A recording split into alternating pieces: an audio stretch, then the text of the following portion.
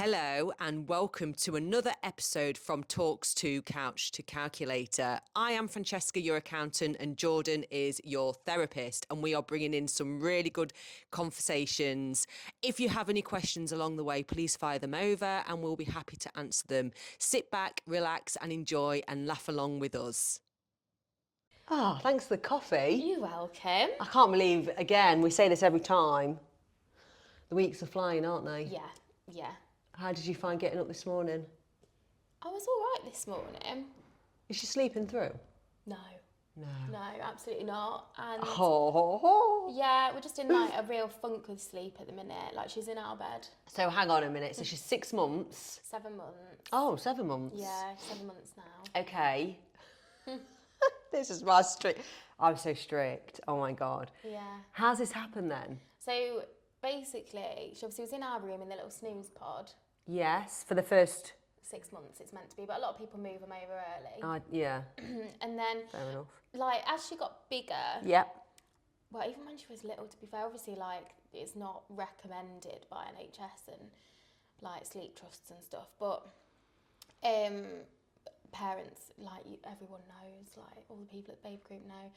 I don't know, I'm not going to say you know, because, like, say you're so strict. I was so strict. And the rules were different back then as well, Yeah, remember? They do change them. That's true. But, like, when she was tiny, sometimes the only way she'd sleep is if she was on one of us. So, like, she'd be on one of us. But obviously that's not extremely safe. Yeah. So it's not recommended. But then, yeah, so she was in a snooze pod, like, in our room, next to the bed, then away from the bed with a little bit zipped up. And then one day, I just put her in her cot, like, when she went down. In her own room? Yeah, in her own room. She slept a dream in her little sleep bag. Yeah. Same again the next night. She woke up once for a bottle, that's just standard for her. Yeah. And then in the week or so after, she was just waking up all the time, shuffling around, like not going back down. And then so she'd end up coming into our bed at like maybe like 4 in the morning. Is that eventually. right? So is that because you think, oh fuck it, and bring her in your room? Yeah, literally. You just think like. Yeah, do you know well, what I mean? I do remember doing that, and again, it's that tough love. Yeah, it is and it isn't. But listen, like. It's whatever works for each person, yeah. And like nowadays, there's a lot of people who co-sleep. That is their strategy. Like co-sleeping is a big thing now. As in they sleep in your bed and that's it? Yeah, and it's a Western thing that we want babies and children out of our rooms as quick as possible. Hell yeah. Yeah. So but do you know what? Like, not to get all airy-fairy and political and stuff, but like every other animal, babies sleep next to the mum. Yeah. Do you know what I mean? It's a survival thing. Yeah. It's a safety thing, an emotion, like it's a regulating thing. And it's for like feeding as well, like obviously, you know, biologically. Yeah. So it's like the most natural thing in the world that your baby wants to be close to you. And people are always like, oh, you want to stomp that out and this and that. But there's, like I say, there's a lot of people that they will co-sleep with their children. And it's until they're like you say, age. I don't, George, it's each their own. Yeah. I'm laughing because I'm like, what the hell? As if. And in but not because I'm like, you've got to do this, if you want to, you do you. But I just couldn't. And in other cultures, it's the norm as well. Like completely the norm that children will co-sleep with it's parents. like, it's interesting because I've had some conversations with my daughter, so she's coming up to 19 now. Yeah. And she is fiercely independent. Yeah. But at this age, she's still seeing it as, I don't like it because I'm not running around after her. Yeah. Whereas some of her friends' mums are running around after them. Yeah. And I know it will come good. Yeah. And I know that sounds really weird, but I also think we beat ourselves up for being a certain mum. So you'll do the same. I smothered her. You'll have that, and you'll be like, you can't spoil a baby, right? That's not a thing. Like, you cannot spoil a baby. And I've never even heard of that term, to be fair, so that's quite interesting. Yeah, but, like, that's what, you know, like, if I'm speaking about, like, some of my family and, like, you know, generations gone by, it's like, oh, you want to stomp that out? She'll get used to that. And it's like, and? Like, yeah, definitely. Do you know what I mean? Yeah. Like, I just know there'll come a point where, again, like, we'll try her in the cot again. Same. You got her in the cot already? Like... As in, like, you're not interested in your kid. Yeah. So it's the same difference the way round. Yeah. Can't frigging win, can you? No, you can't. And I think as well, us as a culture often, the reason we want to get babies sleeping on their own as soon as possible, and it's completely, again, valid and understandable, is because we live busy lives. We need sleep. We value it because, like, good sleep, because we need to get up and operate and work a full working week. Like, it's not easy. It's not easy, is it? So that's why. Do you know what I mean? And you just think, get in my bed, shut up, come on. Yeah. But it isn't, like, you can understand why tiny babies, they feel like they might feel a bit, oh, like, where's my mum, where's my dad, or, you know, where's my primary caregiver? Yeah. You know, like, it's a regulating thing, the closeness, and it's good for attachment as well. Again, not that, like, I know loads of parents as well where their babies went in the cot, like, before they were 6 months, and they sleep a dream, and some have the perfect, like Luca was the... Because I can... What? There's like a little thread of... Oh, probably a bloody cobweb. Yeah, sorry. It's that winter. Halloween season's coming in and it's going boz-eyed looking at it like, what is that? Oh, God, don't. Honestly, spiders galore at the minute. See, is it anyway? Yeah, so it's... No, she's not sleeping through. I know, I'm like, oh, what? And the last few nights, she's just been, like, really unsettled with it. Like, we don't know if it's because of if she's had, like, stomachache, teething, obviously, food. Like, she's weaning. Yeah, it's a lot. And also, there'll be so many parents that's relating to that. Yeah. And there'll be so many parents relating to, oh, no, I had to... So talk about routine. Yeah. I'm doing a lot of research about neurodiversity. I know it's doing Steve's head in. He's like, it's just, don't have to put a label on anything. I am learning about my team and myself and how I like to do things and how I am routine and how I have got a certain way, how I can come across a bit more direct and abrupt. Doesn't mean I'm, being awful, should I say. Absolutely. I'm not rude, obviously. I don't mean it as in rude. And it's interesting because even when they were little, my two, so I had to do this in my head. One, I was on my own. Yeah. Two, a routine is great for kids and myself. It is. But you still question your mothering skills. Oh, yeah. It's never good enough, is it? No matter what you're doing, no matter how much you're doing, like, it just never feels good enough. And often it's because we're comparing ourselves to other people in some way. Or not learning about how we operate. I didn't do that. I ignored it. Yeah, exactly. Just think, well, I'm like that for... Actually, no. If you like a routine, that's going to... I do it to this day. Yeah. How I used to like the house a certain way when I left the house. Yeah. It's so interesting. I I'm cringe the at myself, and I am so open to saying it out loud now. Yeah, I'm the same in some ways, and it can cause friction, can't it, in relationships when you like things done a certain way, and when you get stressed or dysregulated when things aren't done that certain way. Yeah. And George is going to be like, for God's sake, why are we talking about it? But like, and it's good to have a contrast in a way, especially for Halle, because George is like more relaxed with a lot of things. So like in the morning he'll get up, and he gets up in the mornings most mornings, and if he's looking after Halle, like, he'll get up, they'll chill, like, just potter about, he'll give us some breakfast. Whereas like, I get up, if I do get up with her, which is rare, I get up, I'll like sit her on a mat with some toys, or sometimes I will flick the telly on as well. And then I'll like do her bottles, tidy around the kitchen, like make sure everything's set and right, pots are washed, like usually there aren't pots because I like washing them the night before I go to bed. And like, I like to just tidy up as I go along. Yeah. Do you know what I mean? And keep things tidy. No chaos. Same. Now, Monday and Tuesday when George has Halle, I'm laughing because he's going to listen and think, like, for fuck's sake, George. I'll come down from work, and like, the house will just be chaos. Like, if I ask him to do specific things, he'll do them. Yeah. Like, not a problem. But he just doesn't operate in the same way. So like, the house will be chaos. So I'll come down from working, and like Monday I worked late, and I came downstairs, and like, he cooks dinner, so I can't complain about that. But like, the kitchen was just like... Tornado. To me, it was just a complete tornado. To George, he'd be like, what's your problem? There's nothing wrong with it. And I was just like, oh, I've had a full day of work, and now I feel like I need to set the environment house back right up, because my brain can't relax. I feel overstimulated. Yeah. From like a hefty day, like energetically giving, and then coming down. Sometimes you just need that calm, don't you? You need quiet, calm, like... And it really wasn't badly there. I need that. I sometimes really have to battle with myself and be like, you can sit down, you cannot do things, and it's okay for things to be chaos. Like, you don't need to... And I did one day, I just like sat and was like, I don't have the energy for that, so I'm just not going to bother. Like, I'll just leave it for now and I'll reset it in the morning when I get up. But it is hard and it's stressful. And again, that can be a source of bickering, because then it's easy for me to go, oh, for God's sake, you know, can't you just like clean up after yourself as you go along? And that's not fair, really. Do you know what I mean? Because he's just been operating the way that works for him throughout the day. Like, he's not... But is it compromise? So like Steve's really... yeah. But then again, if you're clear on how you operate, I'm clear with Steve now on how I operate. Yeah. He's still, sometimes he's not that feely person. Yeah. So if I have a hard day with a client or at work or a decision, he's a straight talker and I love it. Yeah. Oh, he's fab. Just literally set you straight. Yeah. But when I've got that feeling of overwhelm and I need nurturing... Overwhelmed so hard.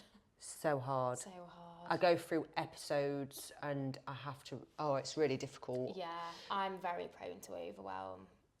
Like anxiety? Yeah, obviously that's massively what it breeds, doesn't it? Yeah. It breeds anxiety, and it's hard to get clarity of thought when you're overwhelmed, isn't It's it? awful. On the most basic things, you can't make decisions. It's paralysing. It is, that's exactly what it is. And it feels like you're not going to get over it and it struggles with sleep. Yeah, it feels like you're stuck in a rut and you don't know how to get out because your brain's just spinning out. Spinning and again, spinning. You can't find that clarity to be like, okay, one thing at a time, you're fine, one thing at a time. And I see a lot of women with overwhelm, with burnout and overwhelm. And that's what it's about. It's just about objectively giving people a basic plan to pave the way out of that overwhelm and the burnout. And it's a case of like, what's the one thing I need to do next? Just one thing. One. Yeah. Do you know what I mean? Like, rather than like, I've got this to do, I've got that to do, that's what I do. I get off on jumping and my about. brain like, I like it, or no, that's how my brain works naturally. But, if left, it will bounce around, but that can be stressful, can't it? Because you're like, oh, I forgot to do that thing. Oh, I started that and I didn't finish it. Back to that. And again, it's about, you know, just like things coming at us from all angles and that overstimulation. Yeah. Like you say, you can thrive off it when things are like you've got momentum and you know where you are and how you're moving through it. But it can very easily spin out, can't it, if you're not careful. And the thing I've noticed, what I'm doing more now, I've got I feel like a fresh new start with Future Cloud Accounting, a brand, like not a brand new team. Obviously, I've got some team that's been with us a while, but brand new team coming through. Yeah. I'm being open, clear. I want a safe space. Yes. Yeah. There are so many accountants that are neurodiverse for different reasons, and I need them to be business owners as well. Business owners, employees. It is interesting, actually, and it's like I'm 5 years in, which is really nothing, but God, if someone said to me, this is what you'll be saying out loud, because I suppose you don't realise it until the more you work with different people as well. Yeah. And even for our clients, if they've got that element, and I know some have, and I think it should be able to be discussed if you want it to. Yeah, definitely. I deal with my accounts like this. Yeah. I won't be able to look at it until, I don't know, they're late with everything. Yeah.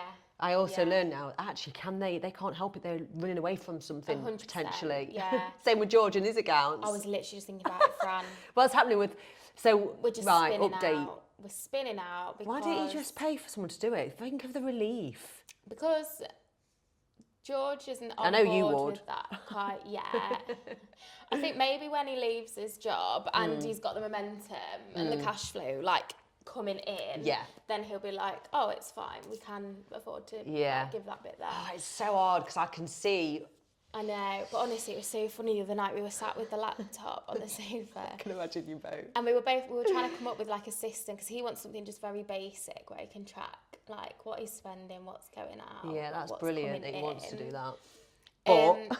But so it just highlighted how different our brains work because I was like, okay, well, what about something like this then? Like, and just like set a table out and showed him it, and he was like, I wouldn't have done it like that. And I was like, well, how would you have done it then? And then he started trying to explain it to me. I was like, oh dear. I don't understand what you mean. Like, I was like, my brain doesn't work like that and I don't understand what you're saying. Yeah. And it's funny, isn't it? Because again, like how we process and it's not because you lack of brightness, because the brightest of people have got unique... It's how we like to absorb information, isn't it? And yes. again, it can be about like learning styles. It can just be about how we process information.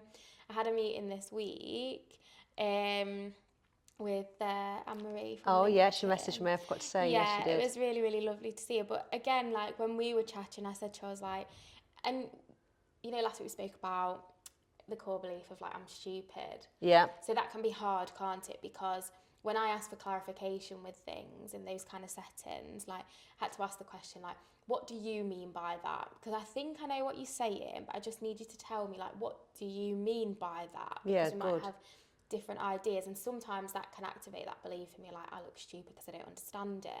But it's about, like, my clients will say this to me sometimes as well, like, say that again, what did you mean? And I say, right, let me reframe it in a different way. Yeah, because then you question yourself a little bit. It's like, oh, I've got to say it. But again, it's how we interpret and receive information sometimes, especially when you're learning, like, you just need to understand things said in a different way, and then you can get your brain then receives that and you go, oh yeah, got you. That's why in teaching it's so important that teachers can offer like alternative explanations for things that will show people in a different way. Same in that environment of how you teach and kids having neurodiversity. Yeah, exactly. I don't want to play on it though, like... No, I know what you mean, but there's a lot of like research now, isn't there, beginning and stuff, and actually what is emerging is like that probably less of the population are neurotypical than not. Yeah. Like in a sense, like I don't want to like misrepresent anyone or minimise it in any way, but I think neurodivergent because we're all so very different in many ways. Yeah. Do you know what I mean? The way that we receive and take in information is going to vary, like so. So going back to the George thing then. Yeah. Going through, so they've set up Zero and HubDoc. We didn't get a solution for Anne, like. But you got it free, Zero, with Monzo for 6 months. Yeah, we're doing Zero, we're doing HubDoc, but what George is saying is like, I don't feel like I have oversight of what's going on. Don't get me wrong, like neither do I really, even using those two systems. I don't really understand, like, do you know what I mean? We want to see a visual again of how much money's coming in, what's going out. Well, like bring your laptop and bring George in. I'll have a look. I did say that, yeah. We need to, because it's something that you need to get ahead of. Honestly, so many business owners don't. But and even I struggle with it now, friend. Like, I know how it all works now, but like, you know, when you're self-employed, and I will look at, for example, this month, you know, let's say, for example, I've got like 4 grand's worth of appointments, let's say, scheduled. Yeah. So I'll look at that and I think, right, I should be able to take, I don't know, let's say 2.5, 3 grand out. Yeah. Let's say that after expenses and tax, whatever. Yeah. But my brain spins out because actually some of those invoices won't be paid, like some of them won't be invoiced until the end of that month, and then they won't be paid until the month after. So you're always behind and you're looking at it from a invoice perspective rather than cash received perspective. Exactly. And so it's like, do you know what I mean? It's I do know what you mean. To think like, well, how much can I take out? And I need to take out a certain amount to be able to cover my bills. Yeah, so, I mean, it's not too bad because it will catch up with itself. It always catches up. And yours is a small scale example. It is. George's is going to be same but different. It's almost like he's got to pay out for everything. Then he'll get the income on the day or after. Yeah, and again, it's another one of those things, like we were saying with marketing. I'm not an accountant. There is a very good reason I am not an accountant. Yeah. My brain does not do well with those kind of things. I don't get them. We've sat down so many times. Yeah. You've tried to explain things to me. I still don't understand. Yeah, do you know what I mean? I do. Like, and it's the same with most really business. Pissed off. Yeah. And frustrated, and I think, can you just do what you're doing, and I'll just try and carry on. And that's the really trust element. Yeah. Someone to say to me, Jordan, you can only take this much out this month, and I'll go, why? That's not enough. Yeah, exactly. Do you know what I mean? But somebody to like, and it sounds ridiculous. Do you know what I mean? That, but it for doesn't. Somebody else it doesn't. To just, and again, this is why people enjoy being employed, because they get their wage. It's taxes paid. Everything's done for them. They don't need to stress over that. No. But it is a stressful environment to be employed as well at the same time. It is, yeah, exactly. I'd still much rather do this and like not understand what's going on. So with the outcome of that talk then, with the laptop out, how did it end? That we got to no solution. So what was he trying to get at? He just wanted like a physical sheet that he could then track as well. A sheet? Yes, Fran. He wanted something paper. He hates digital. And I said to him, I said, we need the digital. We can send over a PDF of a sheet that you can download. Like it. like, send it over. But you'd need to print it off. Send it over, and I'll tell you now, he won't like the layout of it, and he won't be able to process it. But then we can help with that to get the right layout. We're going to have to come in and chat to you because it is unreal. It will bother me. That was actually the outcome of the talk. I said, we need to go and sit with And what did he Fran say? He was like, yeah, okay. Yeah, because he's going to kick himself if he leaves it too long. He will kick himself. It's just about, like, getting on top of things and understanding what's coming in, what's going on, what money's got to spend. It's hard. It is hard. It is hard. There are things about having a trailer that make it slightly easier and more cost effective than having a premises and a lot of staff. Yeah. But yeah, it's like, obviously there's a lot of But he's got a lot of bookings. Yeah, we've got one tonight. Oh. Yeah. You say we, are you going? I'm helping. Where at? It's a private party. Oh, okay. Yeah. Okay, so how many people? 18. Nice number. Yeah. And what's on the menu? Oh no. I can't fully remember, but so he's got the hot honey halloumi fries, which are an absolute favourite. They're just amazing. Oh, I want one. His bang bang chicken. Yeah. Which is lovely. I love it. So it's like tapas. Yeah, it's the small plate menu. Croquettes, like potato croquettes, cheesy potato croquettes with a bacon and chorizo jam. Oh. He was making it last night. It is incredible. So he's prepared it all already? He's got things to finish off today. Yeah. But he's prepared some things yesterday and he's finishing things off today. Yeah. So is he putting is he analysing that area already? Preparing food purchases on his own? No. So he could make a loss and he won't know. In his head, he's obviously not. Theoretically, I think for him at the moment, the benchmark is what salary am I earning for the hours that I do where I am? Yeah. And obviously, like, make that. The jobs that he's getting, he's earning that even with, like, a bit of prep. Yeah. For doing, like... Yeah. Do you know what I mean? Like, yeah. 2-3 days at best.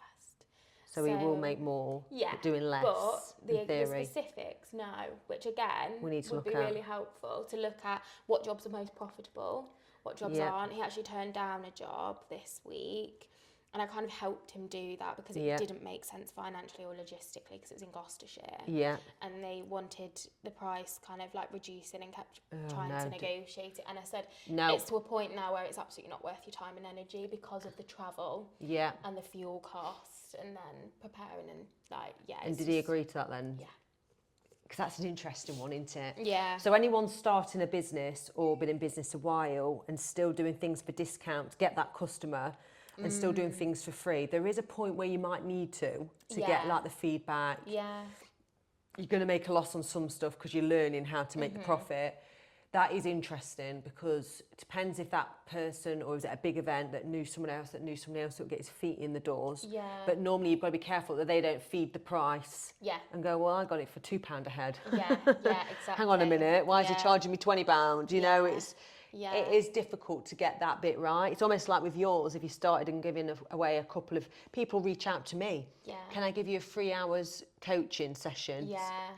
And I know where it's going. I always feel bad. Obviously, I say no. Yeah. But I can see why they're doing that. Yeah, absolutely. Because people tend to go, oh, this is brilliant. Yeah. And then they'll book on. Yeah.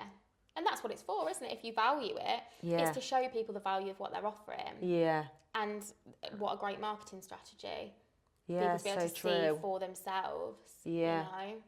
Yeah, it's interesting. Well, the reason why I think overwhelm's hit me this week is from Thursday last week. I don't know if I remember telling you that me and Steve was going to an event that night. Yeah. So we went to Birmingham. So I had a team's lunch with our new team member Hannah. Yeah.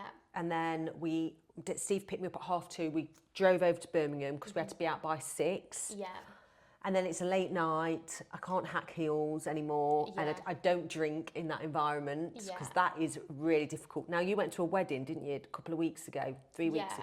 Did you drink? I had like 3 or 4 Prosecco, so yeah, I did drink. So difficult going to an event and not drinking. I'm still getting used to it. Yeah, especially when everyone else is drinking. Yes. I could quite easily do that. Like, I would go and not drink. Like, I'm at an event next week where you can drink, the one in Sheffield. Yeah, yes, yeah.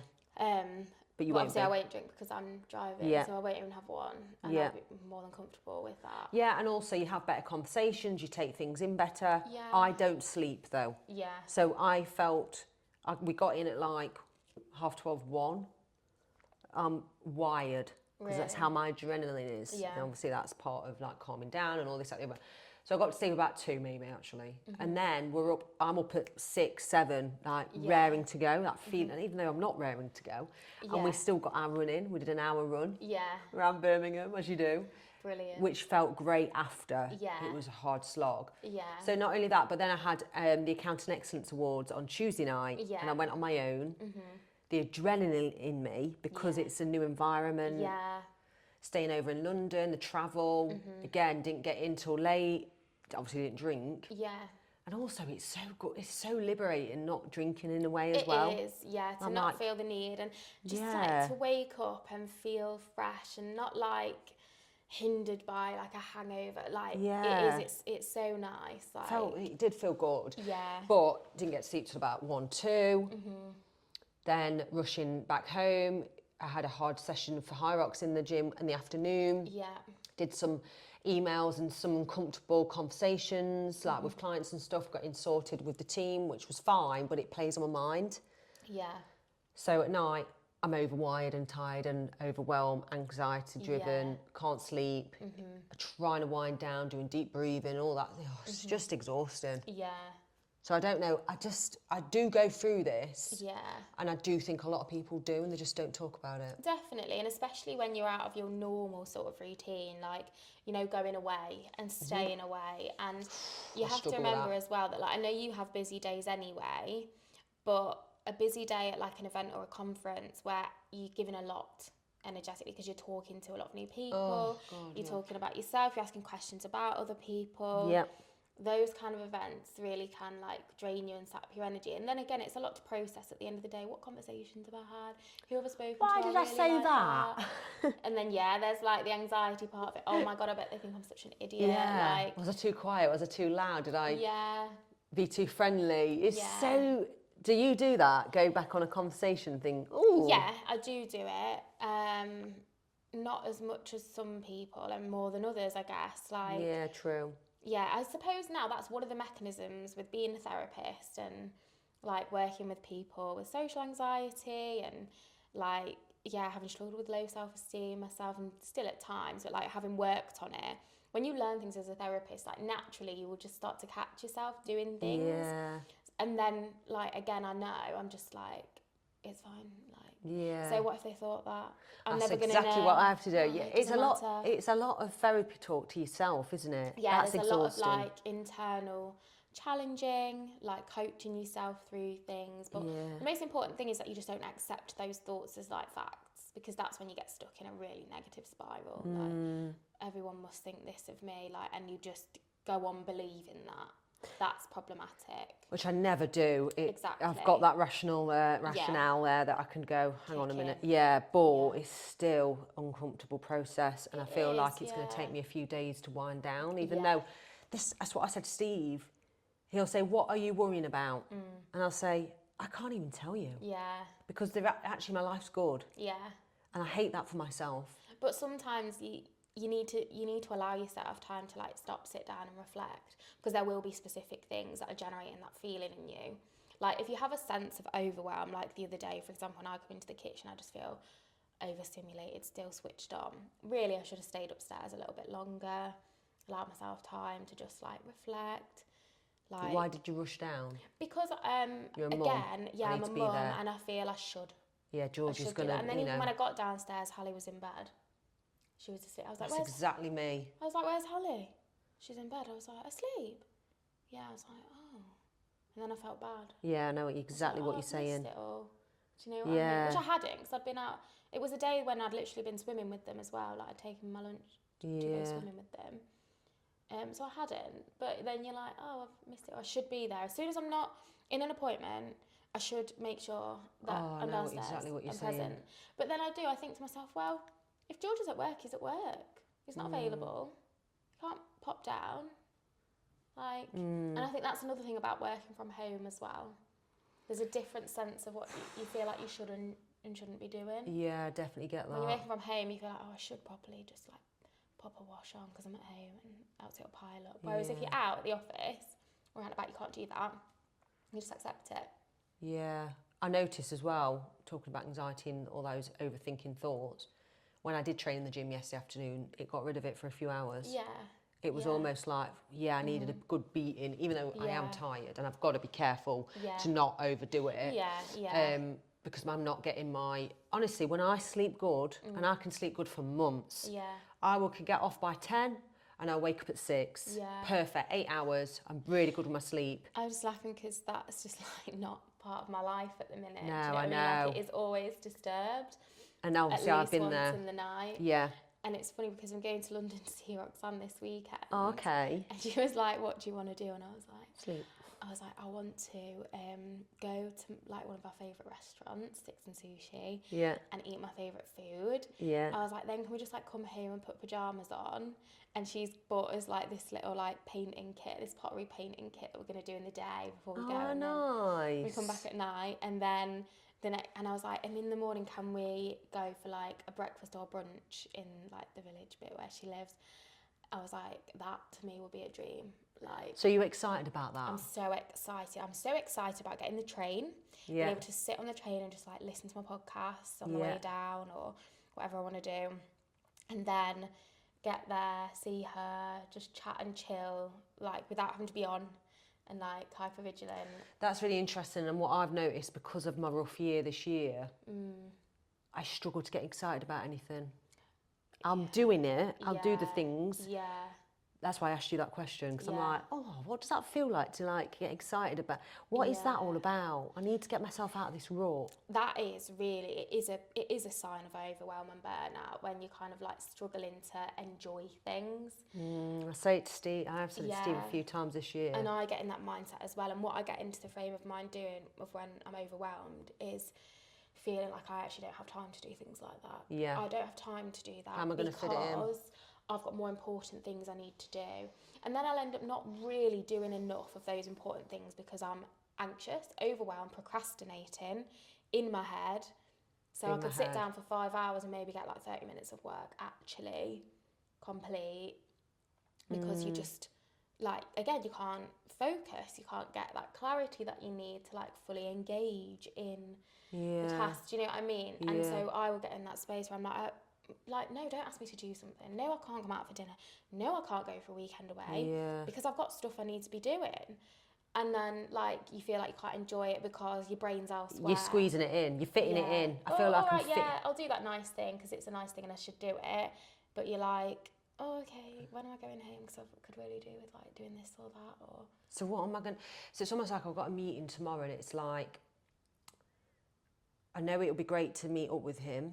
I'm already telling myself, why don't you just get out of it till your head's in a better space. And I'm toying with the idea to cancel. Like, I can't move to Carrie, my friend, last week, and she was fine about it because we do this sometimes. But that's because I knew I was going out too many evenings. So that's really important. So I did do the right thing there. It is, because it's easy. Creating space and stop thinking you're letting people down. So if anyone's listening and you're feeling like you're going to let people down, that's exactly why you should cancel it. You have to, because people are going to let you down.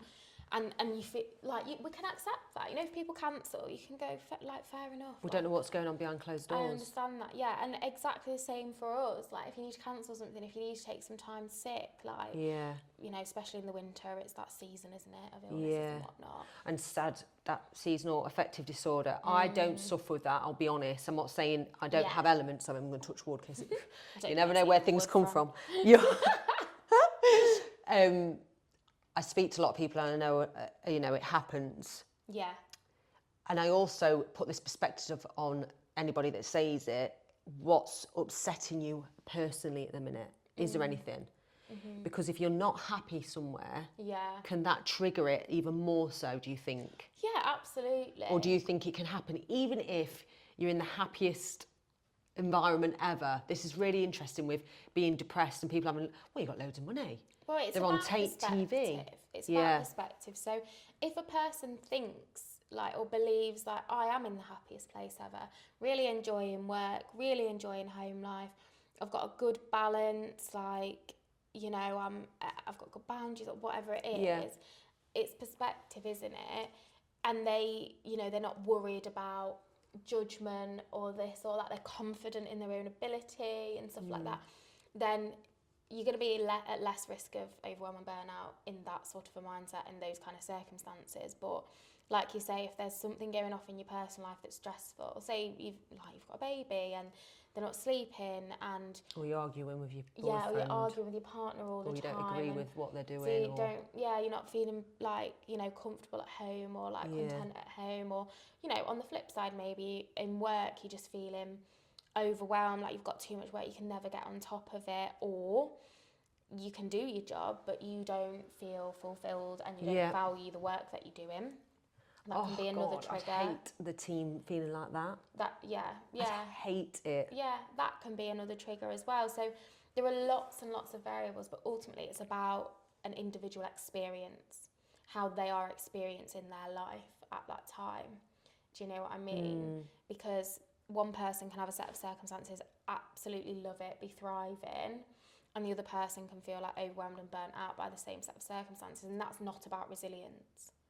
It's not about resilience. It's about individual preferences, values, like what fulfills you. Do you know what I mean? It's not about resilience. And I love the word resilience, though. I hate it. That's interesting. Because I think it's so misconstrued. I think people look at resilience and they think that it's about how much a person can take on. So many people have said to me, and that's interesting, you should say that. You're so, which is great, it's lovely because of what I've been through in the past. Yeah. Oh, you're so resilient. Yeah. And I'm like, cool. Yeah. Okay, what else can I do? Yeah. And get through? I'll show you. Yeah. And it's not that it's a negative thing. It's I don't not, like and how I get what you're saying.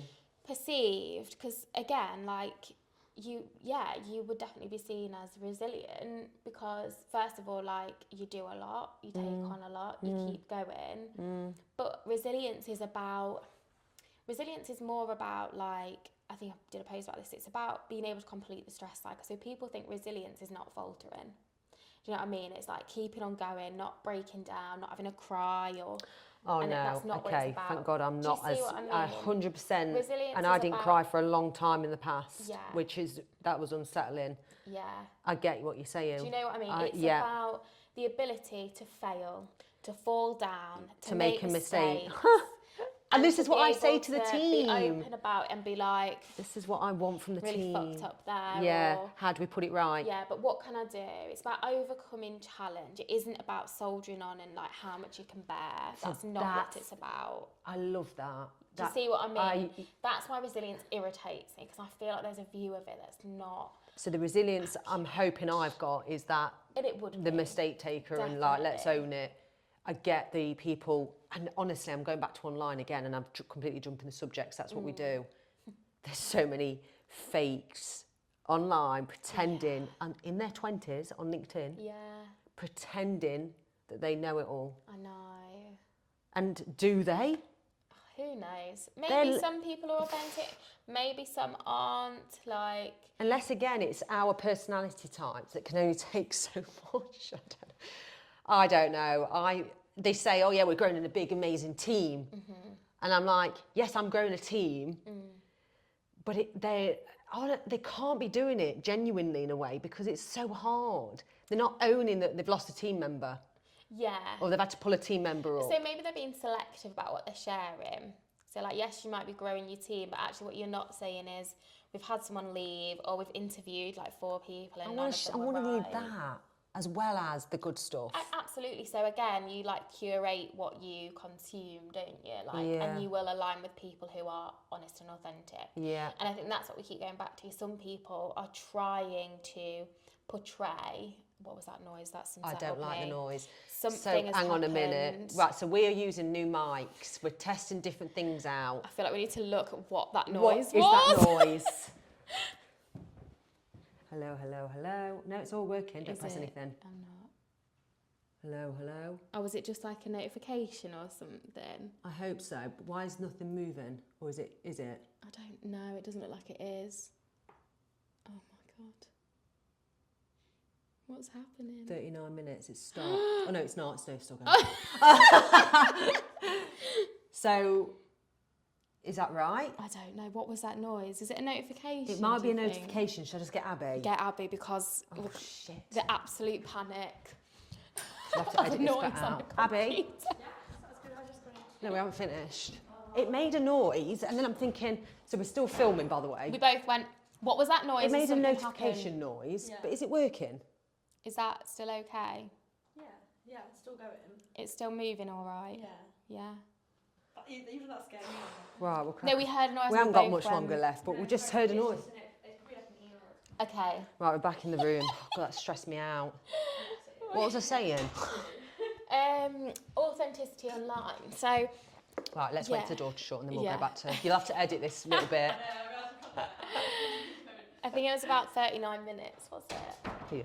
Yeah, 39 minutes. Remember to tell her that. Yeah. 39 minutes. Yeah, authenticity online. I actually hate the word authentic. And I've shared this. That's funny, isn't it? It is funny. It is I funny. can't say...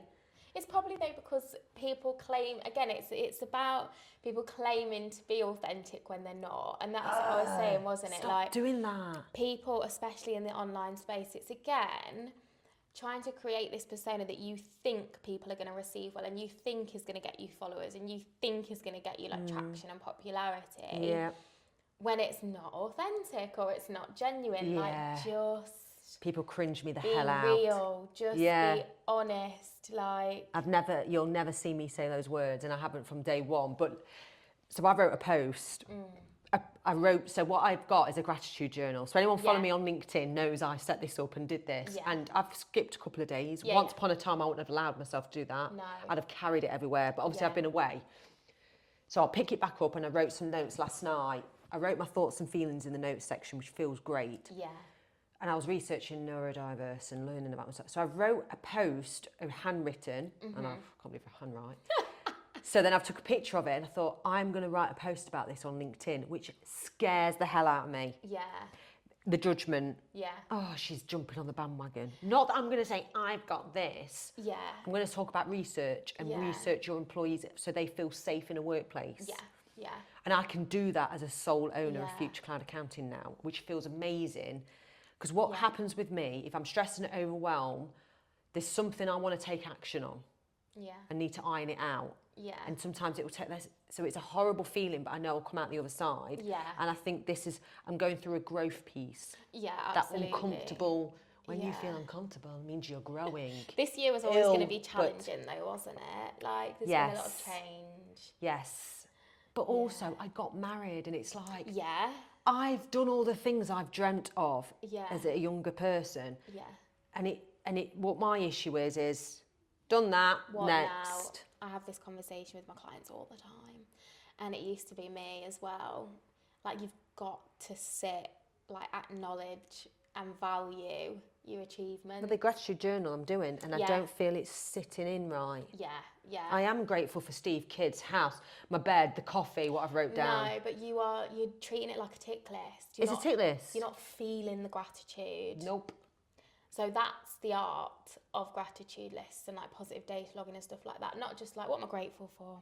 I'm grateful for this, this and this. I'm Like, just writing down. You've literally got to like write it, like, and just like feel it. Really think about like, why am I so grateful for it? And a good way to do this is to think about, what if I didn't have it? How I would tried that feel? doing, because it would feel Yeah, how would that feel? horrendous. And it's not about like trying to elicit those feelings, but then it's teasing out like, well, why am I so grateful for it? How does it make me feel having these things, having these people, having these experiences, the stuff, like whatever it is that you're being grateful for? Do you know what I mean? So you can contrast it by like, if I didn't have it, or when I didn't have it, why did I want it so much? And again, you have to reflect back sometimes, don't you, and think like, and like you've literally just said it, I am exactly where I always wanted to be, maybe like a decade a dream ago. house, dream man, dream job, Yeah. business, team. Mm-hmm. I visualise honestly, and the power of visualisation, honestly, Yeah. I can't stress it enough. Yeah. The car I wanted, I had, sent it back. Wasn't that feeling? Mercedes. Yeah, Yeah. yeah. The white Mercedes, got it. Actually, it's okay. I'm not materialistic though, Yeah. funny enough. Yeah. I do like a nice car, a nice house. Yeah, I've just got a new car. Have you? It's not a nice. I Right, like come it. on. It's going to We be were nice. talking about this. No, it's not the white one. No, So you no, sent that that's back. the fact- No, we've got that. Still got We that. need a second car, obviously, because George's. So you've come in your new car. Yeah. I wonder I didn't see. I thought she's not even here yet when I walked in. Yeah, because it's just like a. Which one is it? It's literally just like a Peugeot 308. Nice. 2016. Yeah. It's not flash. It's just And that would make me exactly feel a bit like, oh. Yeah, and for me, it's why like, should it? yeah, for me, it's not the norm. Like I used to be like, I want a Range Rover, I want this and that, or I want like a Jaguar, like whatever it be. Like I love an SUV. It's not that. The brief for this was like, Family. you know, no more than £200 a month, practical for the pram, ISOFIX points. And what are we doing it for? Exactly that. So I So thought, what do I true. need it for? At a time in my life where, like, being brutally honest, I've got a young baby, we don't have money to just throw at things. Yet. Exactly. Maybe in 10 years' time, if we've got an abundance of money. Can you maybe feel the then- money? What do you mean? Can you feel, I can feel that I'm going to be very comfortable. Yes.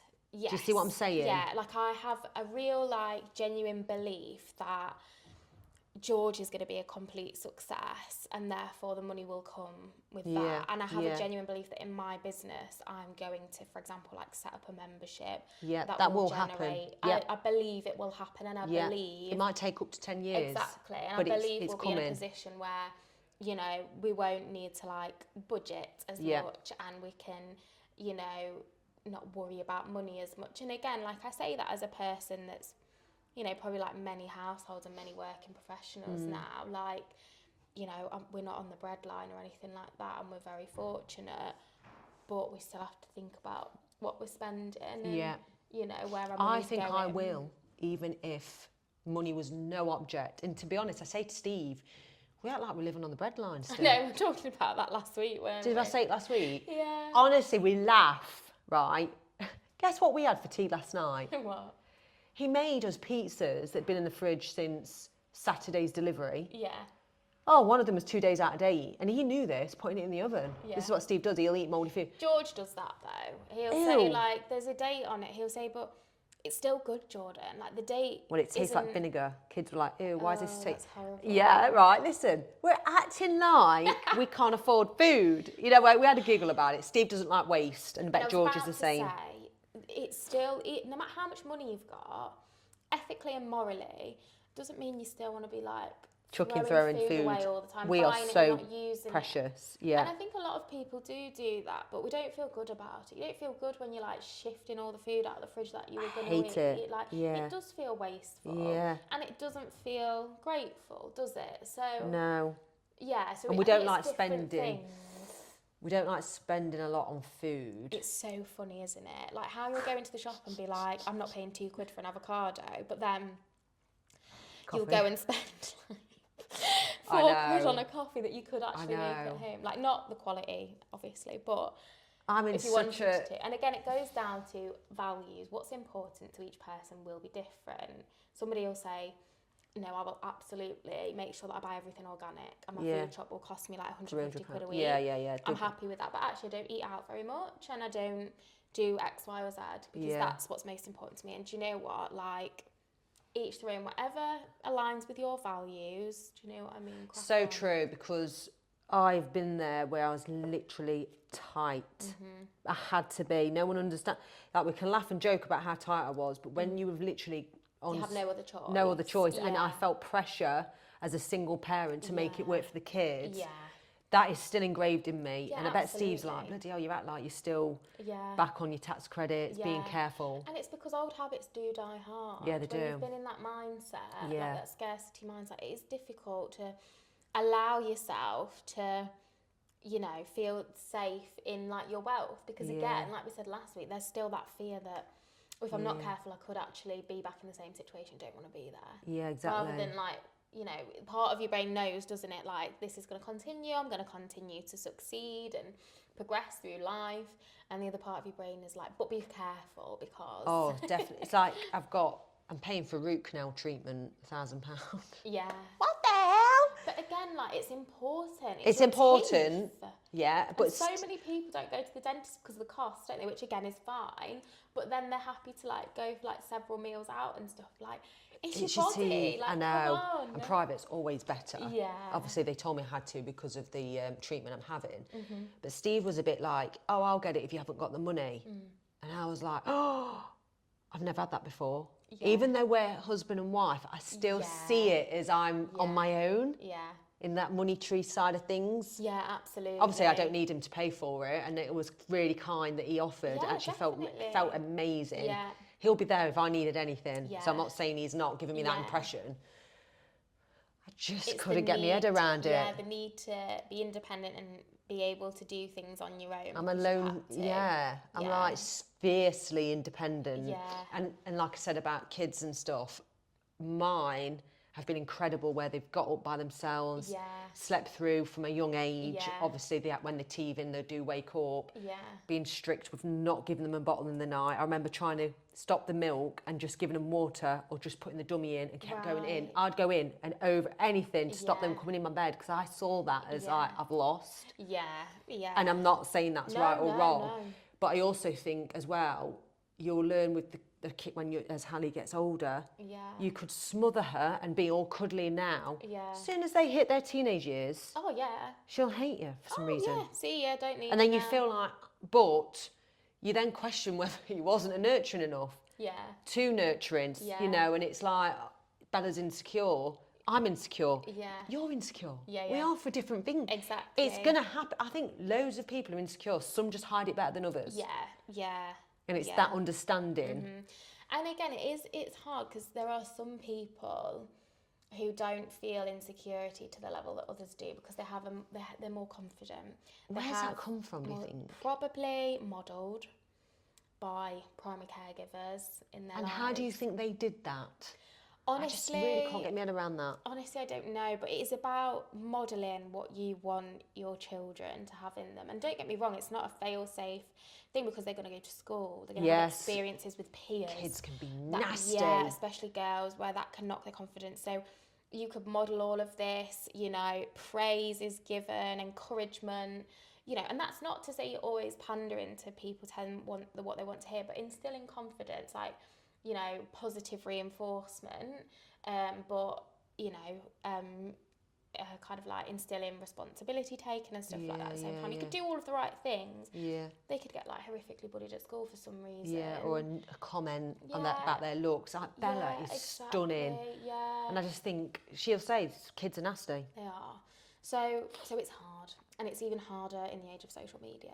When also I'm they can worried. go online. They And can filter get, it. Yeah, they can get trolled online, bullied online for what they put out. And you know, there's then room for comparison as well. Yeah, that's the thief of joy.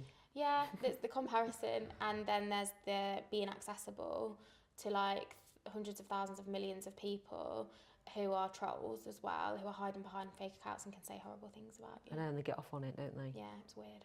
Right, so what's plans? What we got on this week?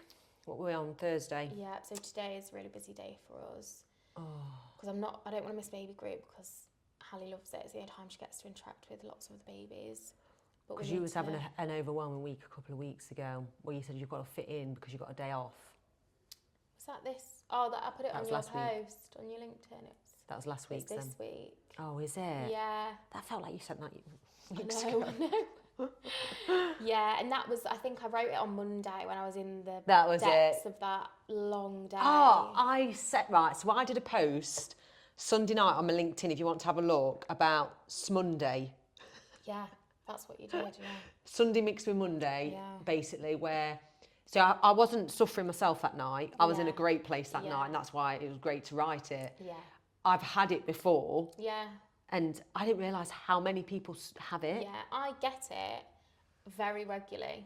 Like most weeks I get it. And that's not because you don't love your job, It's though. not because I don't love my job, it's because I'm going into the week with a level of like anxiety, like tomorrow's a really busy day, I hope it's going to be okay, am I going to have enough energy, oh, I'm not spending enough time with Hallie tomorrow, or it's the self-imposed like Preparing for something that rules, might not happen. shoulds, musts, Yeah. anticipating the worst. Yeah, so that's interesting because that's a case of it's not happened yet, No. day by day. No, and again, Bring needs yourself reframing, back. doesn't it? And I try and do this a lot now. I'm like, no, tomorrow's a busy day. And then I think to myself, what clients have I got? And I think you've got a lovely caseload of clients. It's great to have the opportunity to support people, to help them Yep. move through difficult times. Like, what a privilege. That's what I keep saying to myself. I said to Steve, right, and I'm going to share this out loud. Sometimes I just want to just cut it all off. Oh, yeah. And go, I'm not going to work. No, I've had enough. Yeah, I think that. And George will always say, like, okay, how much do I need to earn so you don't have to work then? And I'm like... Oh, very handy. Thank you very much. Yeah, Finally, he's getting it. I know. But then I think, and I say to him, well, I still need to do, like, at least one day.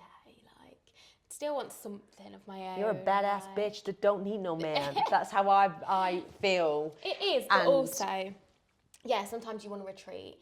Yeah. You just want to retreat. You just crave, like, the stillness, being able to, like, not have to force yourself into situations that are, like, challenging you all the time. Like, sometimes it feels like too much, doesn't it? And you think, I've fucking had enough. Like, my energy isn't aligned with this. And then you can wake up the next day and think, yes, I'm buzzing. This is an easy week. I've caught myself. So when I'm having, like, a really, that great feeling moment, they are few and far between. I'm not going to lie.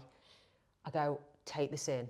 Yeah. Please take this in. Feel it. Feel it, take this in. So I do that, but I do need to get over this. Oh, God. So me and Steve are going out for a meal. So our lovely client, Buttercross Estates, got me a gift voucher for us for our wedding gift. Oh, yeah. So lovely. So we're going to Sans Patchouli. It's in Nottingham. Oh, nice. So it's a taster menu. Oh. Exactly. But they're not, so they go off that they're not expensive for a taster menu, which is nice. But I was like, okay, let's see how this goes. I'm already thinking, I'm too overwhelmed to go. No, I'm not sleeping enough. Am I going to do Saturday night? You've got to see it as something that, these are the things that shouldn't be fit in, right? It's frigging ridiculous when I think about it. If you think you can't fit in something enjoyable, you need to look at your working week. Yeah, I know. Because something needs to be removed from that to accommodate. What if it's someone? So, for example, if anyone's listening and I've got a friend that causes them aggro, a client. Yeah. What are we saying? If you're thinking about a certain thing, constantly, what are we saying is going wrong there? Well, there's obviously something in the dynamic. So if it's friendships, like, hopefully you can have a conversation. If not, you can just create some distance. Let it go. Yeah. Oh, I feel so amazing just saying that. Let it go. Yeah, let it go. Create some distance.